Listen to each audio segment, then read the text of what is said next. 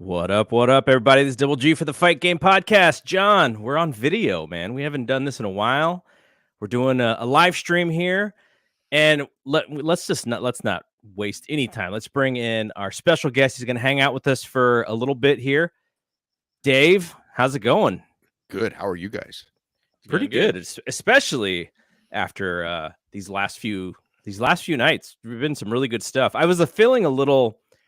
I kind of was I felt overwhelmed knowing how much I was going to have to try and catch up with. But I mean, when the stuff is as good as it was, like you just go, wow, like this is just a great week. Yeah, there was a lot of incredible matches in the last couple of days. So, yeah, I still have many to watch too. Still, so some mostly from Japan. So, I guess the thing that I wanted to ask you about first, because it's the timeliest. Well, two actually really timely things is I got notes from a couple people who were at the show tonight, and they mentioned obviously we all saw on TV Phoenix like dislocated his elbow going through a table to the floor. That looked really nasty. And then I heard that Jake Atlas also hurt his knee, or two people said blew out his knee, but you know, I don't know exactly what happened. Do you have any update on both of those injuries?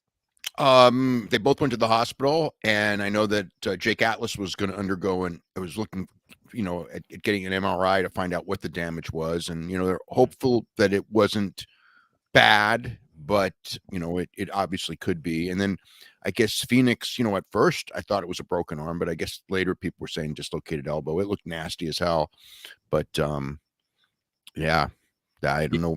It's it's when you do stuff like that over and over and over and over again, at some point it does catch up. And I mean, they had two tonight. I mean, as far as like with Atlas, I don't even know the spot that it happened in, and the fans in the building, for the most part, it just looked like a match. Like it wasn't, but whereas with the Phoenix thing, pretty much everybody could see what happened. Yeah, and it was an unnecessary spot too. That was the match didn't need that spot with the table and the big bump like that. I mean, they could have done something without that. I thought that was unnecessary. And then he gets injured, and now it was a little weird. Like I don't know what he was reaching for. Like usually, like when you see someone try and protect themselves, that's kind of when they get hurt.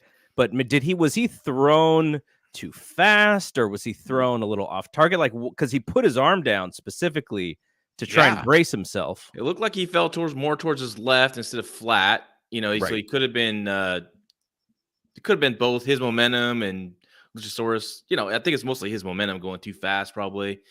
But still, I was watching that and I was like, why did they do this? This match didn't need it. It was already a train wreck of a match anyways. Like, but I know like they didn't need it at this point. Like, they didn't need it. It was interesting though, because just the other night, Sasha Banks did kind of the same thing. And that was on a routine spot, just on a backbreaker. And her, she caught her leg. She had her leg in the wrong place on a simple move that she's probably taken many times.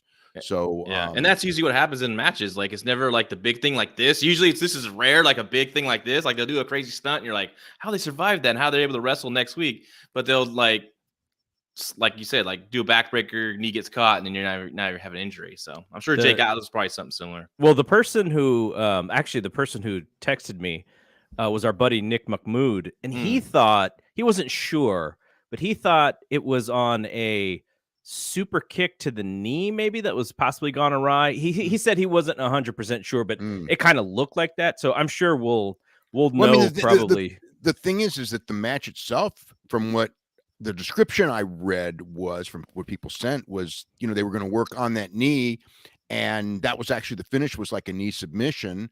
And so the idea apparently is like that's why people didn't really notice it, because it was kind of like what they were intending to do, except he actually got hurt on it.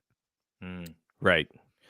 So the other giant story of the day was more WWE releases, with William Regal being the biggest name. Now, we haven't seen William Regal on TV in quite a while, but according to all the reports, him, Road Dogg, Timothy Thatcher, who Dave, when we talked the other day, you were like, man, I pretty much told you that one was coming. Yeah.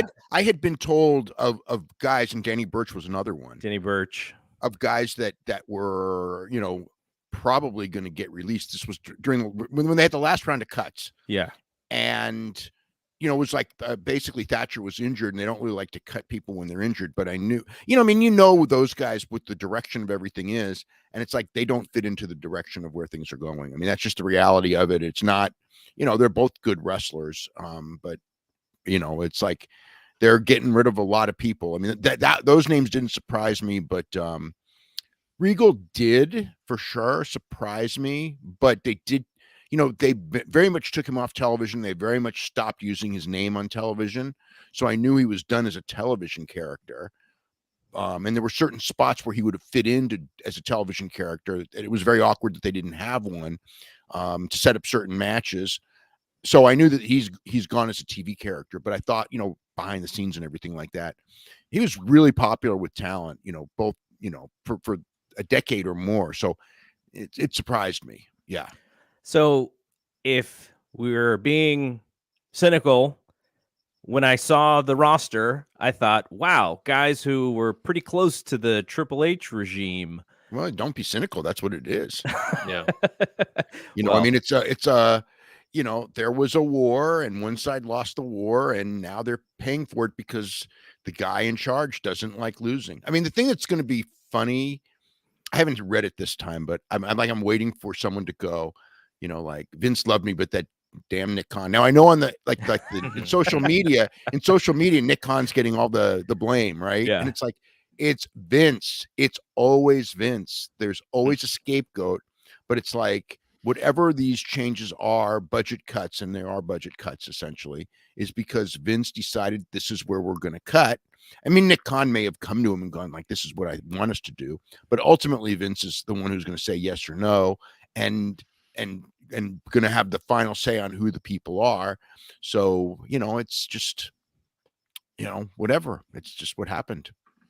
Do you know, and because I'm trying to figure out now, the timing of some of these releases have happened sort of like either around the time when the quarterly numbers were coming out or right after it. But this one kind of, you know, we're in the beginning of January. So there's no board deck that is coming out anytime soon.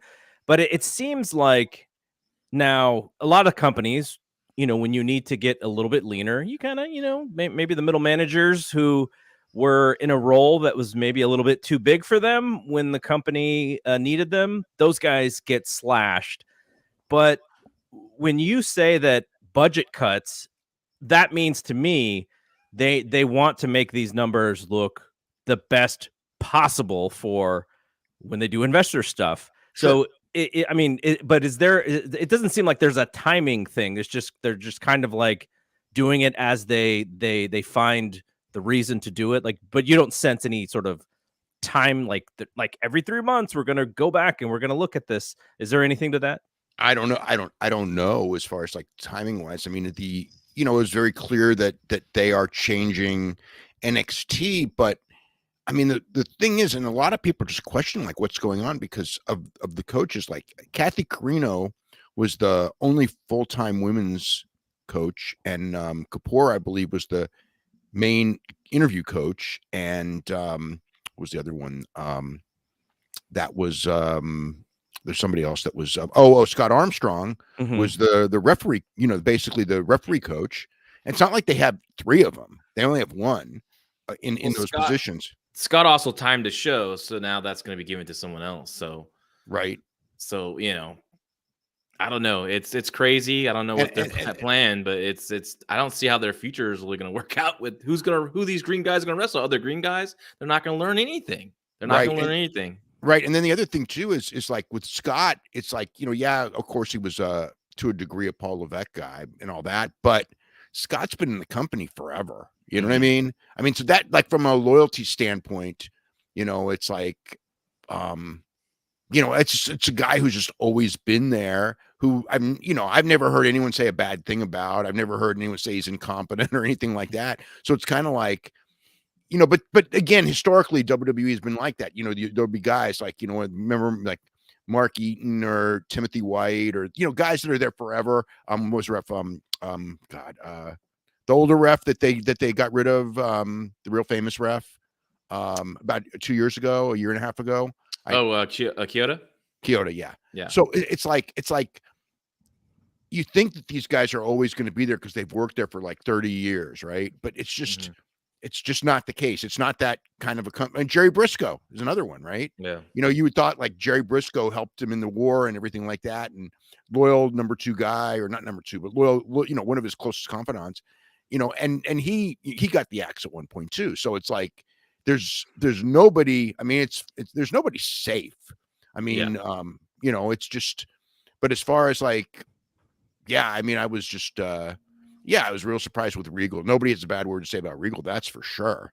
Yeah. And I think a lot of it is getting rid of Triple H's guys. And I know Thatcher and Birch they are kind of saved by coaching positions, I think, for this last cut. And I think they're Regal's guys. You know what I mean? So it's kind of like, just shit goes downhill, right? So it's what happens. But you're right. But what's the future? And I mean, I know from people there that everybody is like, there's a lot of concern, more than there's ever been as far as NXT goes, with the people, you know, the people there, because like, it's not like they're not signing new people. It's not like they're cutting developmental or anything like that. They've got all these people that they just got tryouts with, that they just signed. They've got all these NIL, you know, Division I athletes that they're ready to bring in at the end of, you know, at the end of the season and things like that. And it's just like, so they obviously are going to have coaches, and they're obviously going to have something. So, but they're also cutting the you know, the meat, not, you know, in the bone. They're not cutting the fat. So it's kind of like, what is, you know, what's it going to be, and who's going to be next, and things like, you know, or what form is NXT going to be taking going forward? It's going to be rough. And then think about like in the future too, with these young kids, these college kids, these D1 athletes. Well, if they don't make it, only a few might kind of slip through, but majority will not make it. And if they go to the main roster and they fail, who gets to blame then on that? Triple H again, because he's in charge of the D1 athlete group. You know, like it's just, I don't see a bright future right now in the next couple of years. Well, they're not good at making new stars. I mean, even like Cross was the one when he came in where it was like, okay, he's getting rushed through NXT. He's going to go to the main roster. He's going to get the big push. Then he went to the main roster, didn't get the big push. Then he petered out, and then he was gone like in record time. And it's just like this was of all the guys, you know, the guy, and you know, he had the size that they're looking for. I mean, it's interesting. They want a certain size, but you know, one of the things with Cross, and actually with some other guys too, is, but then now they're also wanting, you know, under 26, under 20, under 27. They say that, but look at day one. The Usos won, Sheamus won, Randy Orton won. You know what I mean? Like those guys are there, and it's all the same stuff. That's why I don't have a big interest right now in the main roster stuff, because I don't mind Randy Orton being there because I think he's great.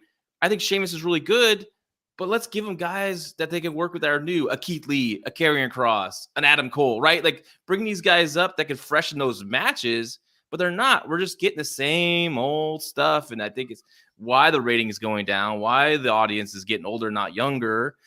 And it's frustrating. Well, look at the like Orton and Riddle, the booking of Orton and Riddle. I mean, it tells you everything. It's like Riddle's there to be a joke, for Orton to save. And you know, and every time someone has to do the job, it's always going to be Riddle. Every time someone has to sell the whole match, it's always going to be Riddle. Orton's always going to, you know, beat the guys that beat Riddle. You know what I mean? And it's just like, it's not even. You know, it's like, it's even if it's back and forth. And it's like, the thing is like, they don't even have to protect Orton, because Orton's got that tenure there where they could do to Orton what they did to, say, a guy like Jeff Hardy or Rey Mysterio, and he's still going to be over forever because he's got all that history, while you also make the other guy a star. Instead, it's like, all we're thinking is, how do we protect Orton all the time? And the other guy's the sacrificial lamb. And it's like, you know, he's the new guy. He shouldn't be the sacrificial lamb. He should be the one that you're grooming for, you know, a new top spot. So there's new guys in the mix on top, instead of the same guys that were on top 5 years ago, because that's what makes things stale, is when the same guys are on top forever. Yep, exactly. All right, let's move to another topic really quickly. And, you know, Dave, we'll let you go pretty soon. Really appreciate this. You got to get back to writing the Observer. You got a show to do with Bryan in a few hours. You're going to be busy until the early morning. So the last thing I had to ask you about was all the great wrestling that we saw over the last few days.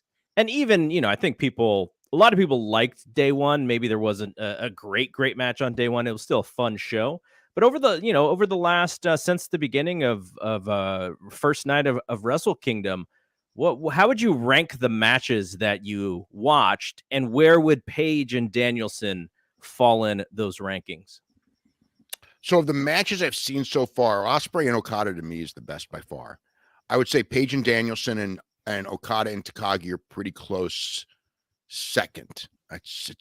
They're very different, but both were absolutely great matches. And I mean, what's interesting to me, because I watched them so close to each other, is how an Okada match starts so slow.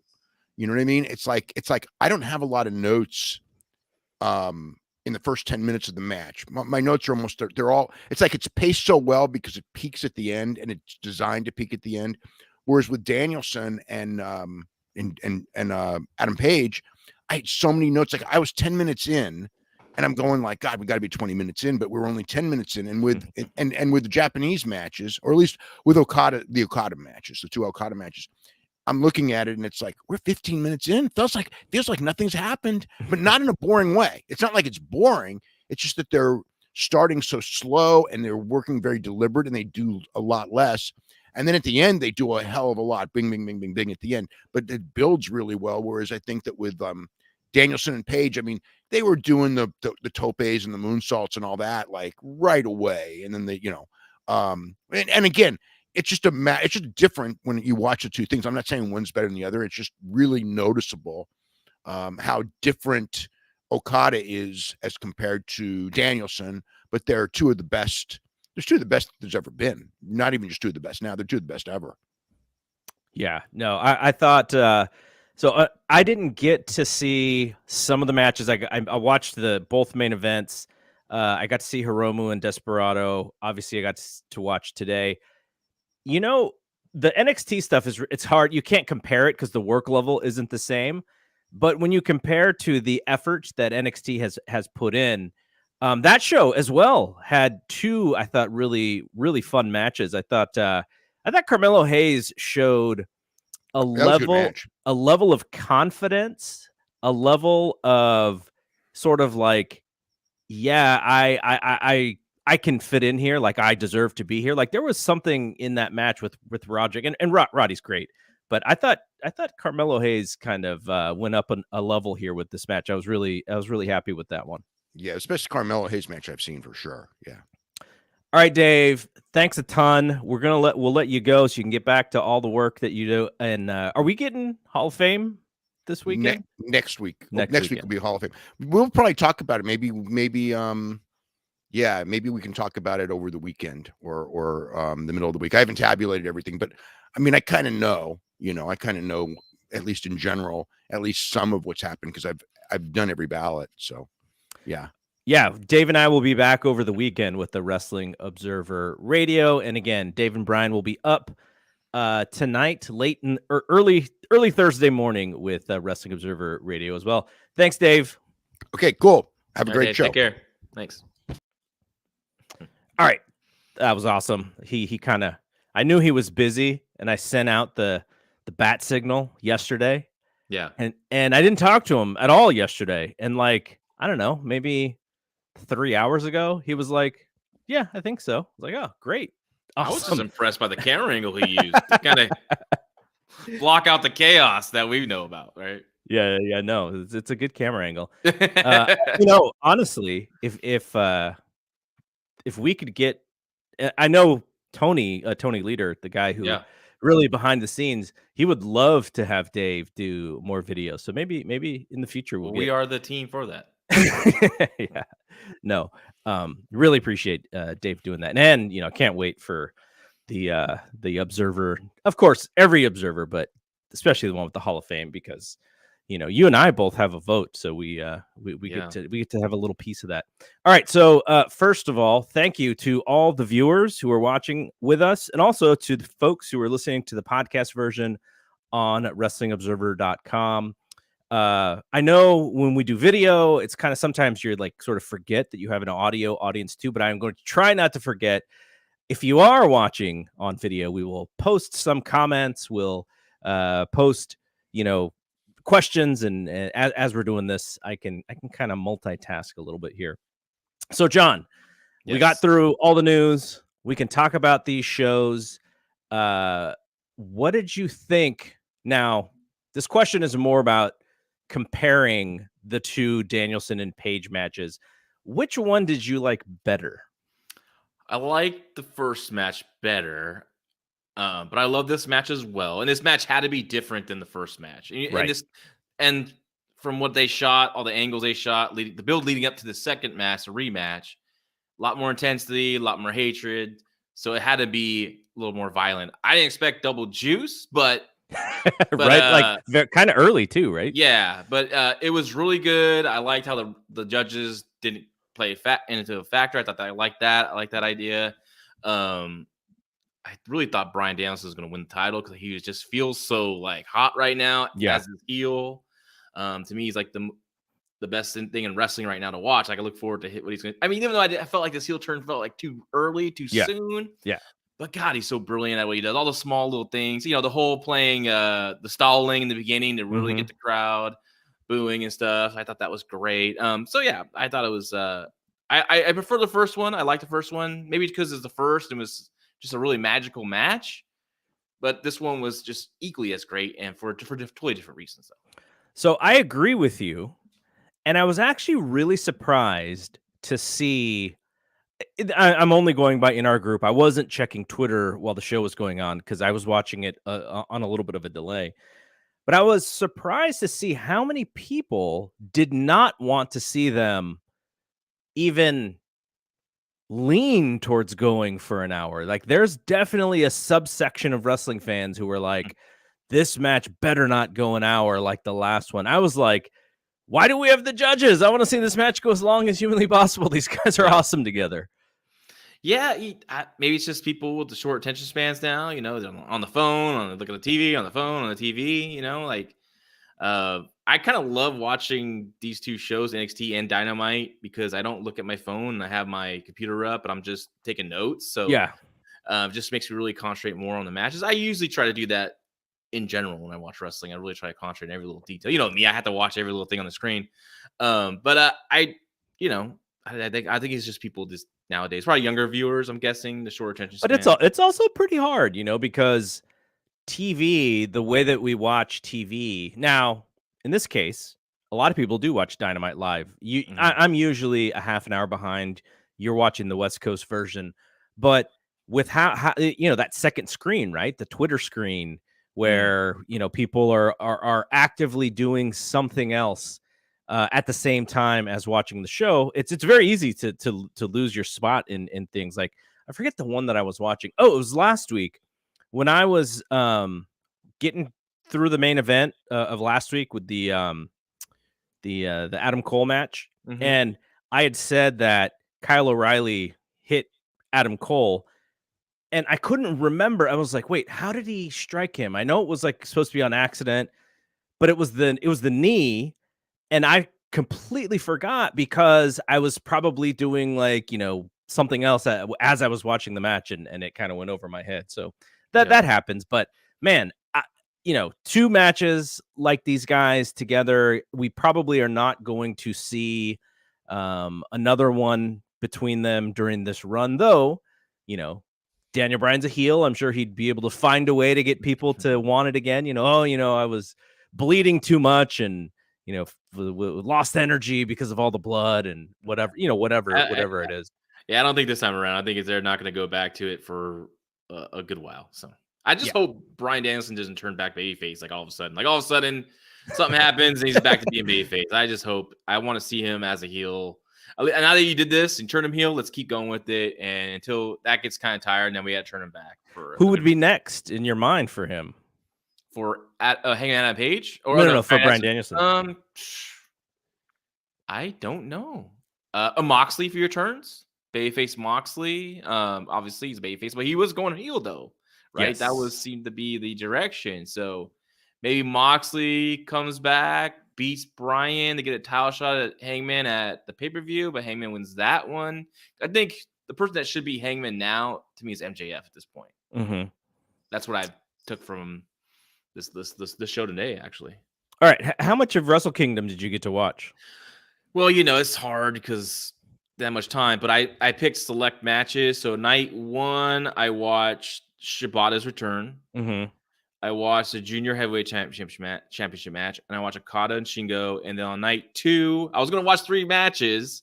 I watched Cobb and Naito, of course. Yeah. And then I was going to watch Tanahashi and Kenta, but then I saw Tanahashi grab the cane. And I said, hell no. I'm not going to watch one of the greatest wrestlers I've ever seen in my life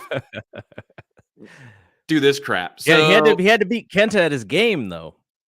I didn't even see. It's so hard to follow every little detail. For some reason, Kenta wanted a street fight, I guess, and so I kept doing the 15-second skip real fast, right? And I saw the bump at the end, the big high five flow to the table. Which, Yeah. And so that hurt my heart, like just knowing that Tanahashi had to do that kind of match. Then I watched, of course, the main event, the Ospreay and Okada. Okay, what'd you think of the Jeff Cobb match? I thought it was really good. I mean, because I thought it was really good because it just, I really like the story they told. And Jeff was amazing in that match. Naito was good. I just felt, though, the wrong man won the situation. But I get it because of where they're going to the main event. Where they're going to the main event next. But Naito, obviously, in 2021, didn't have the best year, right? He's a lot of tags, all that stuff. He's in the tag team tournament. So when this match was booked, I figured, okay, this is where we're going to give Naito his big singles win at the Dome, right? I think in the day they're going to put the Japanese over, right?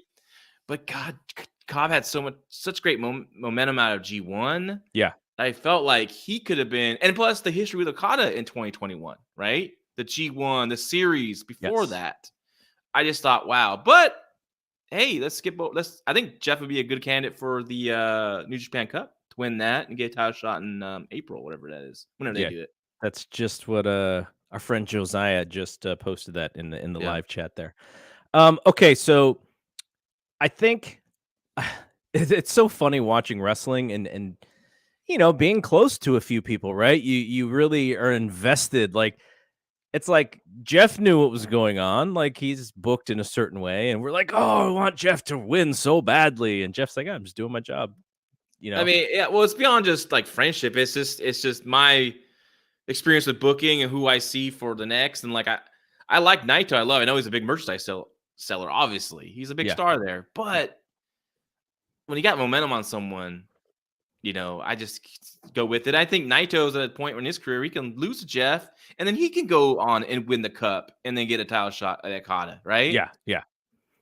We'll see what happens in G1 this year. Hopefully, Jeff Cobb has another monster G1, where he actually goes into the finals this year. That's what I want to see. How does that dude deal with all the quarantining and stuff? And well, he lives there, so he loves it. I mean, he's living there right now, so he loves Japan. I don't know if he'll ever come back. It's I don't blame him. I've never been there, but it's on my bucket list. But we gotta go visit him one time. Yeah, he's extremely happy up there, and working for a company he really wants to work with, and having great matches like he did at the Tokyo Dome. So I can talk my wife into going as long as we limit the wrestling shows to like 1 or 2. Oh yeah, I'm not even bringing her.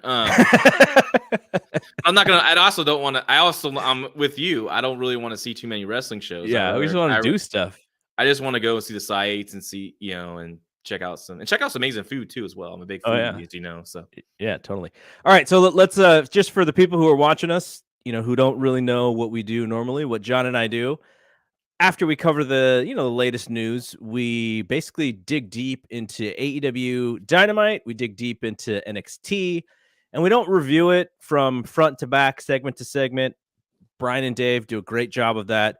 What we do is we give our thumbs up and our thumbs down, our likes and our dislikes about the show.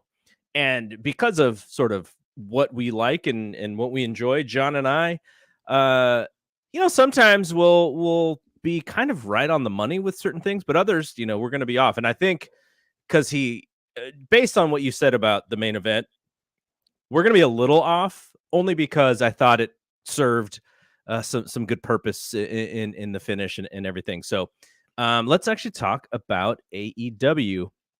And so somebody asked if Phoenix on the live feed, if Phoenix broke his arm. Yes, it looks like a dislocation of the elbow based on how he braced his fall, which was gross. You go onto Twitter and you just need to search Phoenix and you'll see the video. Everyone's posting the video. Yeah. Okay, so let's talk about AEW Dynamite. So obviously, we both really liked the opener. Now, I was sort of hoping that they would put it in the main event and schedule it in a way where, well, I guess you couldn't technically put it in the main event because you had to give it 60 minutes or else people would know that it wasn't going the full 60. But I wished, and this is just my own feeling of wanting that match to feel so big, I wanted to see it at the top of the second hour, not opening the show. What did you think about that? Well, I thought they had to open it with this show. One, it's the first show on TBS. They want a big match, right? Yeah. And then I think because you're teasing the judges' ruling as the finish, so you got to tease they're going to go Broadway again. So that's why people they're starting first. They're going to do it again. It's going to go to the judges, and then we got the finish that with Hangman going over, which I thought was great. I thought it was great too, but I kind of want that moment.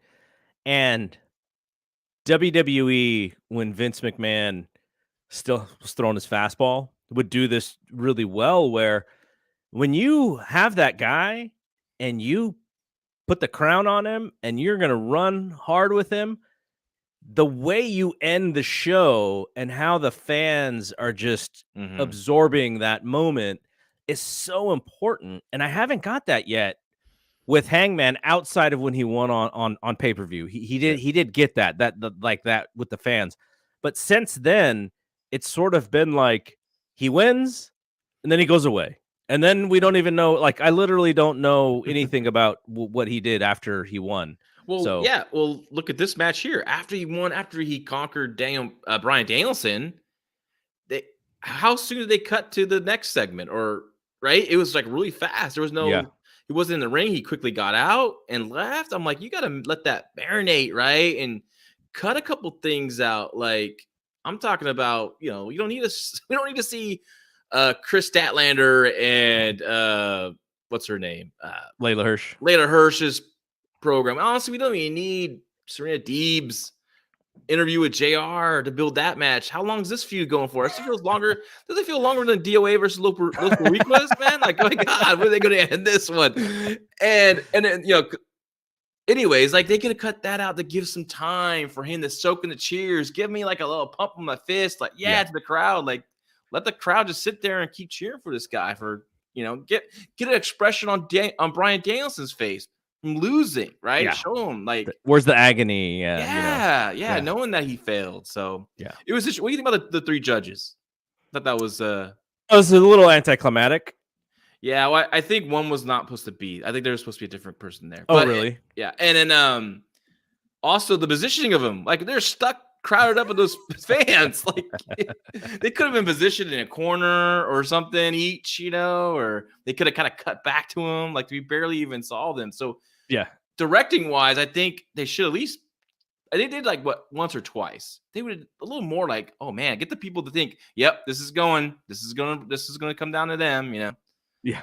So the first thing I thought when I saw Mark Henry, Big Show, and Jerry Lynn as the judges, my first thing I thought was, well, this isn't going to the judges. Like, yep, exactly. If it was Bret Hart or whomever else they could have pulled out. I think Lance Storm mentioned Magnum TA. He would rather see Magnum TA on there.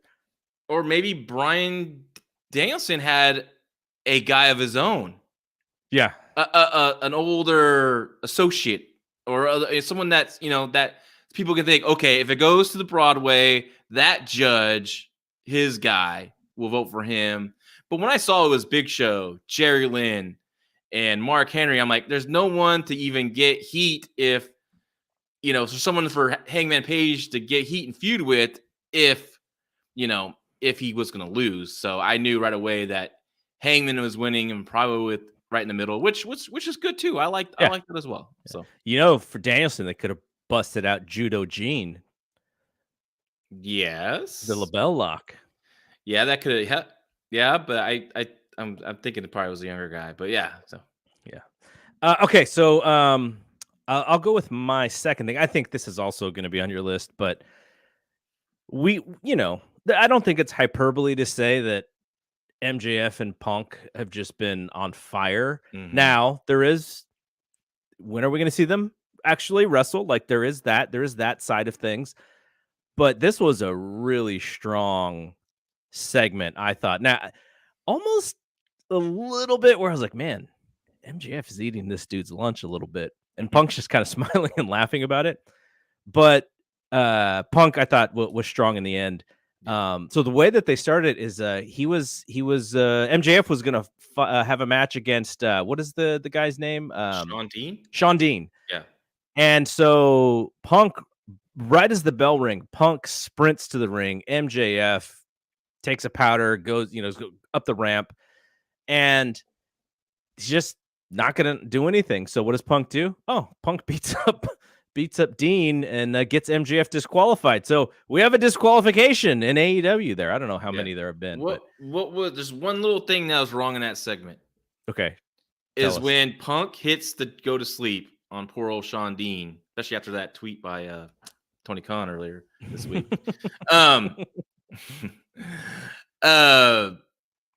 MJF's like, so?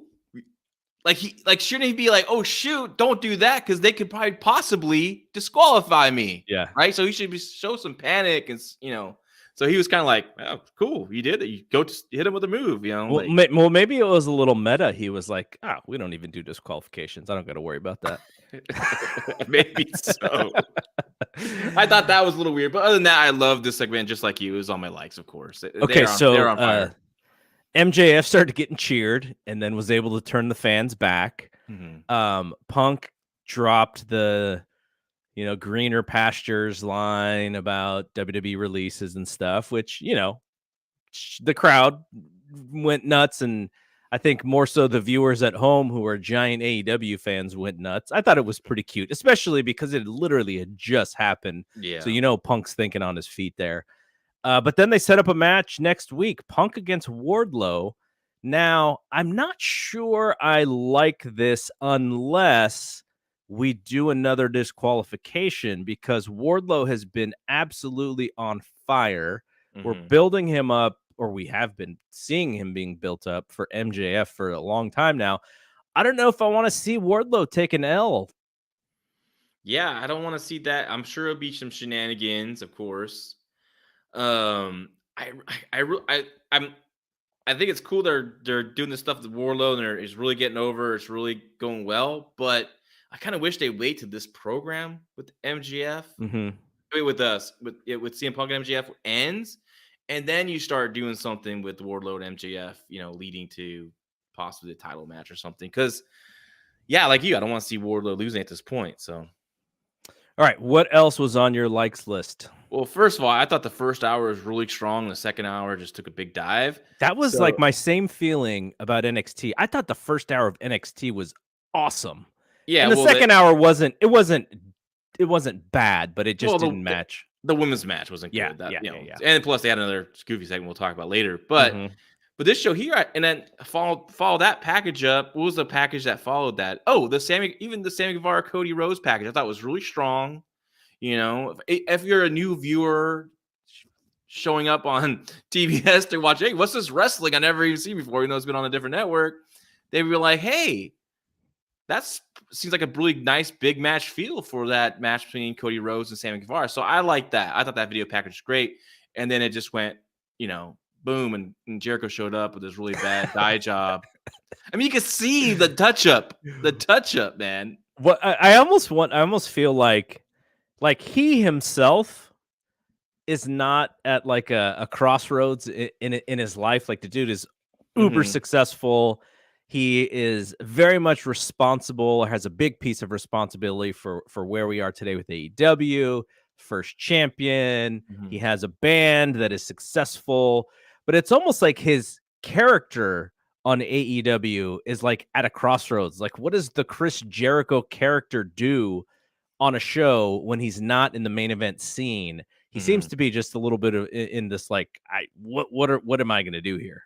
Yeah, well, obviously he's starting something with Eddie Kingston. Hopefully he goes back heel Jericho this leads to him being healed, because I just hope it's not one of those. I don't like a lot of AEW does a lot of like really quick programs. Like Eddie Kingston and CM Punk was, oh man, that was a lot of fun too in the fall, and all of a sudden like it was a one match and done. And then I feel like I hope not with Jericho and Kingston this time around. I hope it's going to be something they can build on, and Jericho's heel, maybe split up the Pinnacle with maybe Hager can stick with Jericho, but Pride and Powerful can stick with Kingston, because they ever had the history from LAX back in Impact Wrestling. So you can do.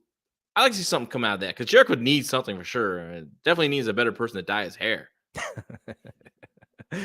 Okay, so I will say, and now I know this is not on your list because I've already heard you say a little bit about it, but the main event, yes, was a spot fest, but I thought it did two things really well. One, which is, make Jungle Boy look like somebody, right? You and I have, a lot of people have been really sort of measuring the Jungle Boy era in AEW because you know him, you've booked him before in the Bay Area. Me, because he's the son of Luke Perry. I also like him too. We got to hang out with him and stuff, and he's a nice kid. But there's been a lot of start and stop, right? So much so that people are so sick of hearing of the start and stop of Jungle Boy. But now, you've talked about this before in sort of how you would book him. We got to put the belts on him, a tag team belts. Then he does that, and then he breaks off into his own. He becomes Jack Perry. He becomes his own guy. He's not the Jungle Boy really anymore. So like there's a little bit of an evolution here that is going to happen. But I thought in that style, doing those crazy moves with those two guys, I thought he looked really like a star, like a guy who helped his team win the title. So I really liked that about the match. And then the second thing that I thought was great is they've been bringing out all these new teams. Well, not all these new teams, but we have the Undisputed Era sitting right on Dynamite. They are a heel tag team. The Young Bucks are a heel tag team. And you have this very babyface tag team who I think would work well with both teams depending on where they're going next. So I thought that works well for the next few months, wherever we're going in the next few months as well. Well, it was the time to change the titles and put them on Jurassic Express, because they would have lost here. Then what's next for Jungle Boy, right? And to me, I thought this match was a train wreck. It was just all over the place. I don't know if Jungle Boy really came out a star in it. Really, I mean, he won the belts. That's great, but even the finish, like after all those moves, the roll up, it's like, come on, like I wish they would have been more of a stamp, like a boom, like he's something right in the middle. Their finisher, we finally accomplished this. I know things kind of fell apart. Maybe that's what maybe it was supposed to be like that, but yeah, with Phoenix getting hurt, they had to go quickly. But it was like running late too, by the way. Yeah, where they're getting close to that finish. So totally. And Jungle Boy did some stuff, but early on, like I hate the whole like multiple super kicks where he just he just walks up, hey, oh shoot, sorry, I got kicked in the face. Like I just hate that stuff, and it just doesn't look like a match to me. And I thought Phoenix was, before the injury, was looking not that good. Like he's gotten heavier, and he still can jump around, but it seems like he's not 100%. Like even before he got hurt. Penta. Yeah. I mean, I know his shtick is that zero metal with the stuff, but like he just brings the match to a complete halt. And who still loves him? Who? George Kittle. Oh, San Francisco 49ers tight end, baby. Well, now he's upset because he lost the tag team titles. So, but yeah, it wasn't the best match. It wasn't the worst match on the show, but it wasn't the best match. All right, well, let's talk about some of our negatives here, our dislikes. I think this is probably on most everybody's dislike, which is the Jade Cargill and Ruby Soho match for the TBS title. Not a fluid match. Unfortunately, we had two women's title matches Tuesday night and Wednesday night, and both were not good. And it was hard to watch the Jade Cargill match without thinking of the other match too, because I was like, man, like these matches feel like they're related to each other in a way, just sort of like robotic stuff, forgetting things, not fluid. It doesn't feel like it's a sport. It feels like it's kind of like a rehearsal in both matches. I kind of feel bad for Ruby because I think she was trying her hardest to make sure that this wasn't a bad match. And same thing with Raquel, and we'll talk about the Raquel thing because I have a few thoughts on Raquel because I thought 2021 was a really good year for her as far as growth as a wrestler, and the end of it in early 2022 there's a little bit of regression, and it's not really her fault. So, it's not her fault. It's who she's working with. Yeah, completely. So I don't like. I mean, I think everybody's probably thinking the same thing about. If there's one dislike on both shows, it's the women's title matches. Yeah, I mean, these poor women, Jake Cargill can't be in a match this long. 2 segments. Yeah. And it was a big time mess. Even the break spot where Mercedes Martinez comes out. And first of all, so Ruby Soho falls out of the ring, hurts her shoulder. The referee's checking on her, but Phoenix breaks his arm and the ref never pops out in the ring, by the way. That was stupid. But, okay, the referee's checking on Ruby Soho. So at one point, does she need to go back in the ring and start doing the count? Right? Yeah, like, why is she, it's like she's injured, but hey, I'm sorry. Or if you can't go, we call it. And then here comes Mercedes Martinez and Thunder Rosa and her to fight off. And it's just like, oh, God. And then the match just keeps as longer it goes, it just keeps falling apart. Jade is getting lost. The finish, oh my God, was scary as hell. It still wasn't pretty, but gosh. But yeah, Jade as a champion, they're really gonna have to go with short matches. They're really gonna have to have her beat people and smash people because she's not ready to go 2 it's the segments. Ultimate Warrior, it needs man. to be 1 segment. And people who complain about, oh, the women don't get enough time, just don't know how, they never booked anything in their life. And you got to book these girls' strengths because Jade can't go that long. And Ruby Soho proved to me she might be a bit overrated. So, but I think they had a lot of things working against them in this one. All right, so we're getting a little heat, by the way, about our Lucha Brothers description here. I really like them. No shade on them, but they are a different style. They in order for them to get over, they have to wrestle in a specific way, and that can sometimes be counter to the way that some people like to see it. But I really enjoy them. I think when they're on, they're really on. They can still put the Lucha spots in a match that cohesive. Like, they don't have to just do what they want. Like, look at Rey Mysterio, right? He learned to work the American style and it blended both styles really well in a match. So why can't these guys do it, right? And most of the time, it just becomes a lot of nonsense. The podcast listeners don't see this, but I think the video folks will. John's camera or his stream has about like a 45 to 60 minute thing, and then all of a sudden it'll start getting pixelated. So if John gets too pixelated, he's just going to get out and come right back in, and we won't skip a beat. But just in case the video folks see him disappear for 10 seconds, that's the reason why. Okay, so what was the Lucha Brothers are jumping in? That's why. What was the other dislike? What was another dislike for you?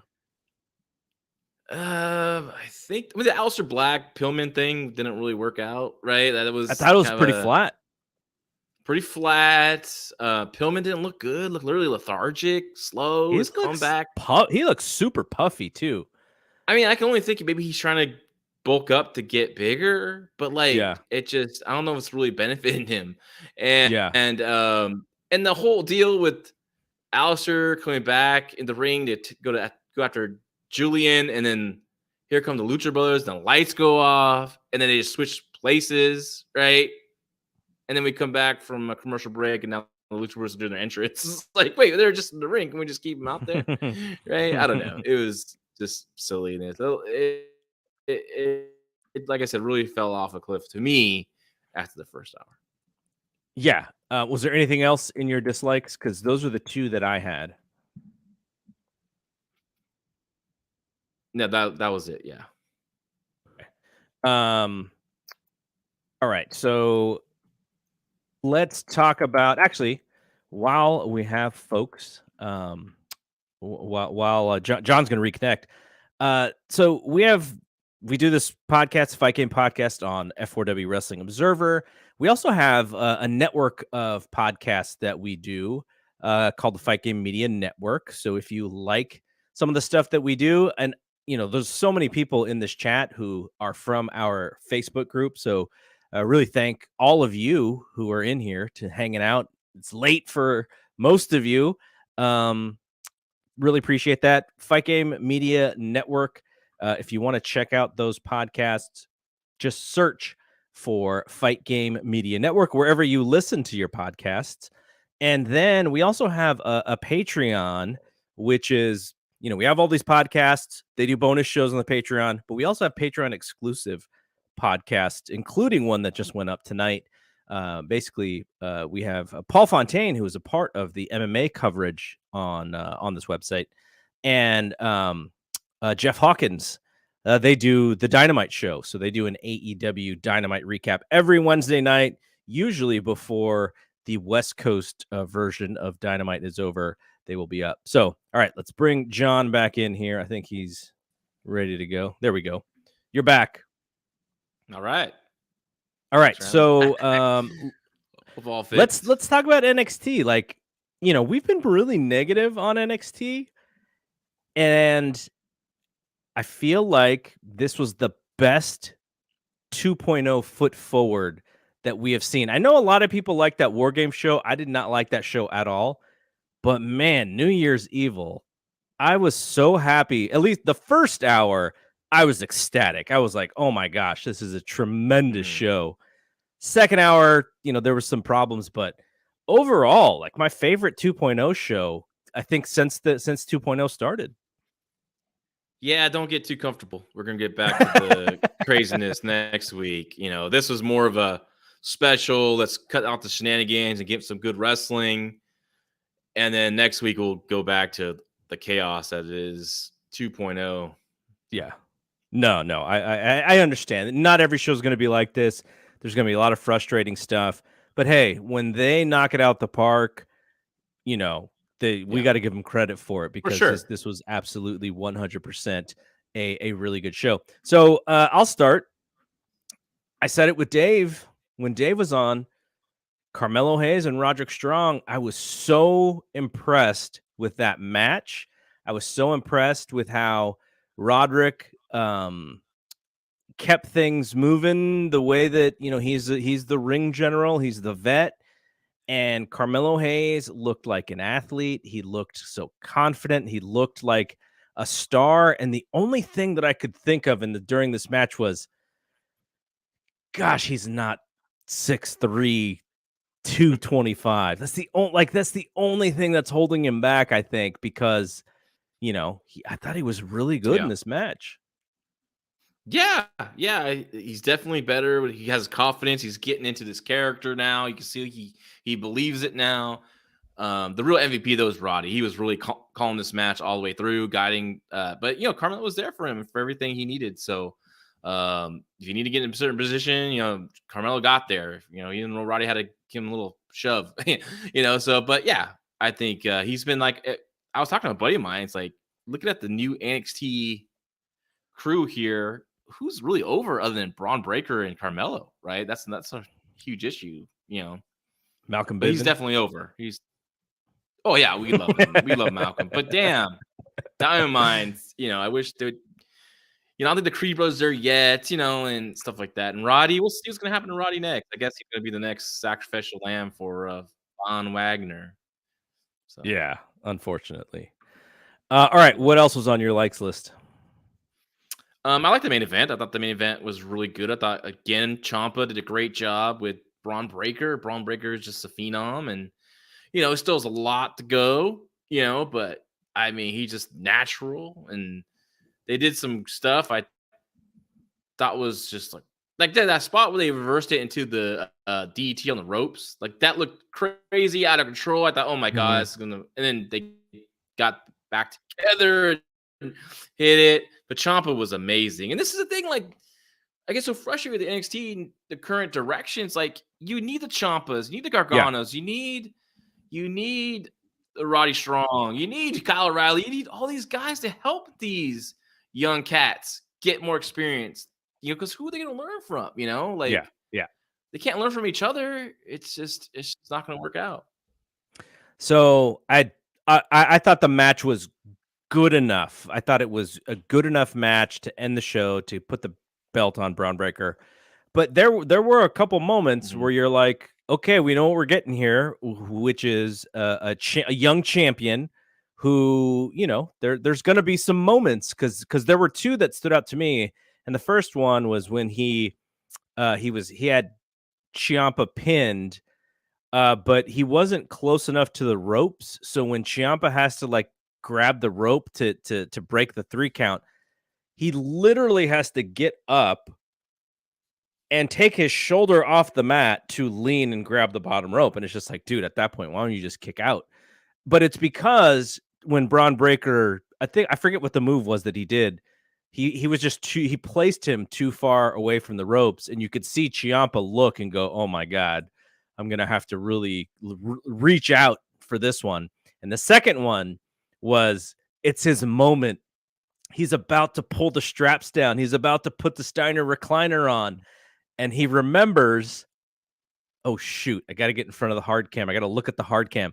And I was like, oh, man, like that kind of it ruined it a little bit for me, because you could see him sort of like still thinking, like, instead of just being in that moment, like he kind of like just, that I mean, that's the thing with him in that main event and as the champion. You're going to see some of that stuff, but I was more bummed for him, because it was like he's about to win the match, and then he still has to think about the hard cam and when to pull the straps down. And it just was not like, it wasn't organic. It wasn't in the moment. And then it was just like, okay, I remember what we're seeing here. Yeah. And, no, I thought it was a good match. I wasn't really disappointed in the match. I thought they did really good for what, for his experience level. And Ciampa was amazing. I just want to see what's next with him, because, again, unless he's wrestling a Pete Dunne or a Roddy or a Tommaso, like, he's gonna have a rough go versus the Von Wagners and Tony D'Angelos and stuff. I don't care how much they can it. It's just still gonna be tough. It's not, having that veteran leadership is so important, and this 2.0 in 2022 is going to be something to see, especially in the summertime, and as we get through more guys leaving. Because how long do you think Roddy's going to stay? I know he signed a contract, but he could just he could take time and quit. Look at Marina got signed by. I mean, he could be on the cutting room floor, right? They exactly. can do that at any time when they want. I mean, when they don't see nothing in Tommaso, they don't see nothing in Pete Dunne, who's only 27, by the way. Yeah. And phenomenal. It's very frustrating for me, as for you too as well, because you and I, we talked about it for many years on this podcast, how for a good wrestling show, we really enjoy NXT. Yeah, for sure. So I think I have one more that I wanted to bring up, and that was the 6-man tag. And the reason why, I mean, it's great to bring it up now, but what I was thinking was, when it comes to Bron Breakker, they, based on this show, and actually last week too, they brought AJ Styles and Matt Riddle to this show. So I wonder, could they bring somebody maybe who they're not using a ton? Could a Cesaro come down to NXT and be the next guy that Bron Breakker defends against in a big match? Somebody like him who is so good and is like, sort of like, it's Ciampa, right? Like, just a great wrestler who comes in and helps make this guy. He's going to be the next guy. I could see a Ciampa come through. There's several people that they have, a Dolph Ziggler, though Dolph is in the tag team title picture. But somebody like that, just a veteran who's a really good wrestler, who understands that system better than anybody else, and is just there to make this guy look great. I'm all for that, and it seems to help whenever they do bring someone from the main roster down. It helps their ratings. Their rating was up the last 2 shows, so and I'm sure some of that is AJ Styles and Matt Riddle coming through. Yeah. I mean, that would be great. I hope that's going to be the case, right? When it comes to some veteran stars that are not having really in the mix on the main roster come in and work Braun Breaker. But I think Braun Breaker is going to be up faster than you think. So, yeah, and that could be true as well. So there's an interesting question. Joseph says, "Do you think that most fans dissect matches like you guys do? Probably not. And fact is, they don't need to except to enjoy wrestling. No, that's the thing that I really enjoy about wrestling is." There are so many ways to enjoy wrestling, and thanks for the comment, Joseph. I remember like when I'm growing up, and I'm just into the big stars. I'm into the big baby faces. I'm into the big heels, and any information that I could get that was not WWF TV at the time, I was like salivating for it. You know, John and I've talked about this in the past. We used to listen to this guy, Dynamite D, do basically a call-in show, and that was like, wow, we get to hear like inside stuff, and I'm sitting in front of the TV, in front of the blue screen, like just listening and absorbing everything. And then you grow up and you watch wrestling a little differently. Once I figured out that Dave Meltzer had a newsletter, then my fandom changed, and I was a little bit more interested in focusing on the business and focusing on kind of the stuff that John and I talk about. But I think if I didn't find the Observer, I probably would have fallen out, and I would have been a very casual fan who doesn't really, who watches once every great while and is not too dialed in. But now, because I can follow wrestling like I do, I'm still in it and I'm still excited. I still like watching matches. I watched so much this week. And I already have such a busy schedule. So it is a big piece of my life. And so I don't know if you had anything else to add to Joseph's question. I mean, I'm going to dissect the matches because I've dissected matches when I'm booking, and so it's just I can't help it. I mean, I still can sit there and enjoy a good match when it's a good match, but I'm not going to sugarcoat anything either if I don't like something. So yeah, sure. It's just what I mean, our show would be pretty boring if we were like, yeah, that was great. And let's go next. Exactly. Okay, so there's plenty of those podcasts out there. So Matt Riddle, MSK, Imperium, and Walter. Not the best match I've seen all week, but maybe the most fun I had watching a match. Mm-hmm. It was chaos. It was MSK sort of doing what they do well. It was Riddle and Walter together. Imperium's kind of holding everything together because they're great. I had so much fun with this match, and it was probably the perfect length, but I still wanted a little bit more. And then I started thinking, I was like, man, I want to see Riddle and Walter at WrestleMania. Man, I want to see the tag team title match on the next NXT show. Man, I want to see this six man tag again. Like, when can they do it again? Like, I just wanted to see more of these guys. Yeah, it was a good teaser for stuff in the future. I thought, I kind of thought Imperium was going to win because Walter's back and now it's going to be on. At least he's going to be a highlight at 2.0 for a while, and but I get like Carmelo just went over. He's a heel, so now they put the baby faces over. Like it would have been a very heel heavy show, so they had to put another baby face to win. And Matt Riddle's a bigger star, right? Because he's on the main roster, and him beating Fabian Eichner, I believe it was, or maybe Marcel. Like, I think that's fine. I don't think it hurts anything for future business between those guys. Yeah, no, 100%. That there's a version of this match that I think is kind of the one we talked about in AEW, right? Which was the tag team main event. There was tons of chaos in that match too, but this one I felt held together a lot better. The things made a little bit more sense, and I think you got to the desired outcome in a better way. And look, I still liked the other match too, but that's kind of the chaoticness of this match was still in the, you know, it didn't overtake the match like the other one did. All right, I Yeah, think it's very structured John's having and trouble with very, his audio very well again, worked. so we'll get John to redo it, and then he'll come back. But so the as we get to our dislikes, I mean, the main one on the show, really the only thing that frustrated me was the women's triple threat match. It was Raquel who, like I said, when I was asking John about this, she's one of the most improved wrestlers of 2021. Now, I don't have a list of who those people are, but she's got to be on that list. Raquel has been really strong this last year, and for her to be in this match with these other two women, and it's really frustrating if you're a Raquel fan to see her in these matches, because if you watched her face Rhea Ripley, if you watched her against Io Shirai, like, you saw 100% she was just getting better. Like, you could see it in everything that she did.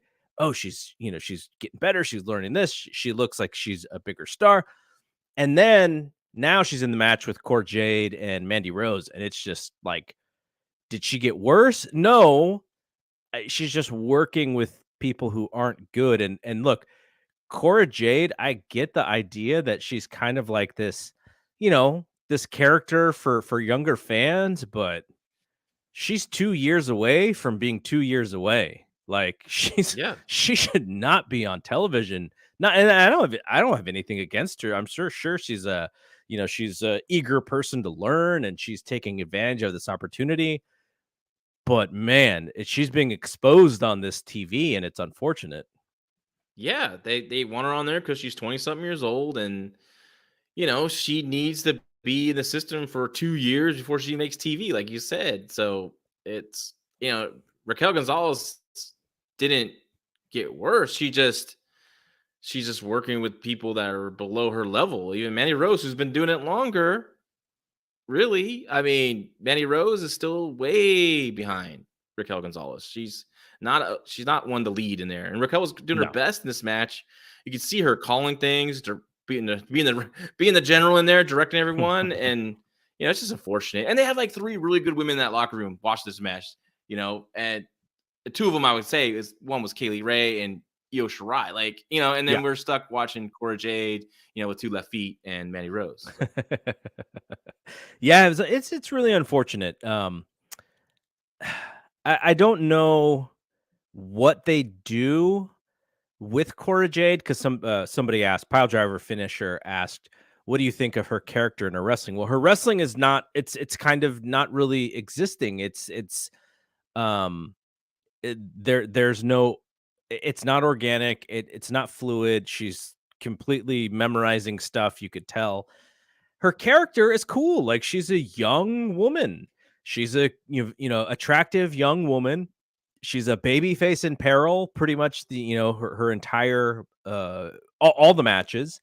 And if she was a good wrestler, I think that character would work really well, but she's just not ready. And you can like a lot of people in NXT, the thing that sucks is you can see it on their face. Like, as they're in the ring, it's almost like deer in headlights moments. And Wade Barrett and Victor Joseph, talk about how she lucks into these wins, and it's like, I don't watch wrestling to see lucky people. Like, I watch wrestling to see good baby faces and strong baby faces and tough baby faces. The lucky baby face is kind of like, I'm not so sure that's the one that people are going to get behind. Yeah, it's tough for her because she's not confident yet, and she's like being exposed on television. And I mean, this poor girl's gonna have the learning curve's already tough enough, right? So yeah. I don't know. It's really frustrating right now to watch what's going on there with that. All right, add one more negative, and if you have more, then you can dislike. You can add your dislike after. I thought the Von Wagner segment with Andre Chase was so bad, and the frustrating thing about this is after weeks and weeks of trying to put Von Wagner in these feuds with. They're trying to show his personality, and he's having matches with Kyle O'Reilly and in these big spots. They literally said, okay, here's what you're going to do. You're going to come out, you're going to be mad, you're going to beat some dudes up, and you're going to be a dick. And he said, great.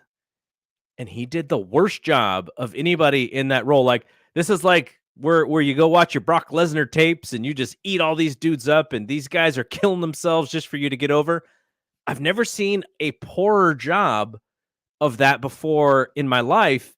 And I wasn't even really, I was kind of sad because I was like, man, if you are not ready to do this thing, which is kind of the easiest thing for him to do because he's a giant dude, he's an impressive looking dude, but this whole thing was so bad. And how is he going to get heat on a heel? True. Right? Like Andre Chase, I mean, he's a heel. So why do we care that he gets his ass kicked by Von Wagner, right? Yeah. Stupid. It's this segment sucked. Yeah, I didn't like it either. They could have done something. They could have given Von Wagner a nice quick win over someone, smash some dude, right? But better than what they did here. It was stupid. How would you book Von Wagner? Like Von Wagner came to the Indies and like he's like this piece of clay. Like how would you attempt to mold him?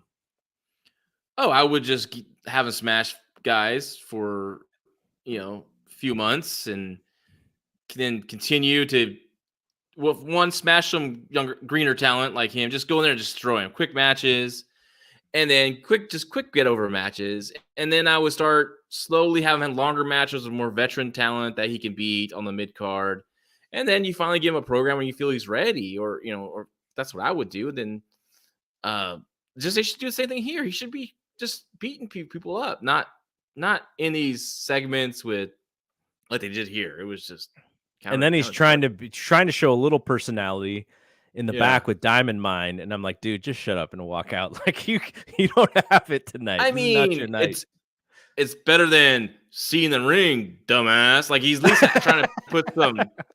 He's trying to put some bass in his voice now. You know what I mean? So he's trying to do. He's trying, and that. 100%. He's trying. Yeah, that's why I feel bad. Definitely trying. Yeah, he's definitely trying, but they just really put him behind the 8 ball when the whole thing with Kyle and all that. So.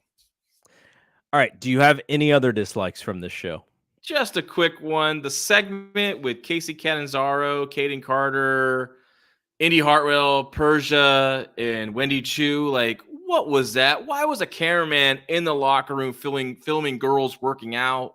Like, what was this? What was the point of this? This kind of build up a match next week, but it's just stupid. We don't need it here. Just keep it a special show. Leave these stupid segments for what you're going to do next week anyways. Yeah. The one thing I forgot to mention when I was talking about the Carmelo Hayes thing, Malcolm Bivens was perfect in his like understated head sweating. He's rooting for his guy. He's smiling every time his guy's on top. And then on the other end, you had Trick Daddy Williams overstating everything, like every small thing. He's just going crazy. Yeah. I loved all that. The only thing that was like, is Suzuki over in the corner. I'm like, what is he even doing there? Why is he even in there? And then today he just gets released. I know.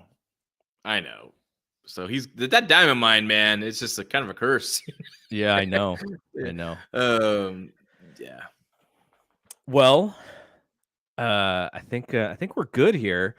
The one thing I want to point out, the folks in the chat. We have the Coog 97. He's going off on boxing and wrestling. Of course, our guys from the Fight Game podcast group, Kevin and Josiah. I know Jeremy was in there a little bit. I think I want to say Ryan was in there a little bit. All of you guys, even Joseph, who we brought up on the screen here, all of you guys, awesome. Thank you for being here. I love doing this. Like, I actually love doing sort of the intertwining the comments and getting people, asking questions and stuff. That's the fun part for me in hosting and producing. But also, talking to John, talking to Big Dave, that was a lot of fun. So yeah, we'll be back next week. I'm sure next week will not be as big as this week because you don't get a WWE pay-per-view, 2 nights of Wrestle Kingdom, an NXT special show, and a world title match as good as Bryan Danielson and Adam Page. So all I'm saying is it's only going to go down next week, unfortunately. But we'll still be here, and we'll try our best to entertain you. For John, I'm Double G. Check out Brian and Dave later tonight as well on Wrestling Observer Radio. I'll be back with Dave this weekend on Wrestling Observer Radio. And then John and I will be back next week. Peace out.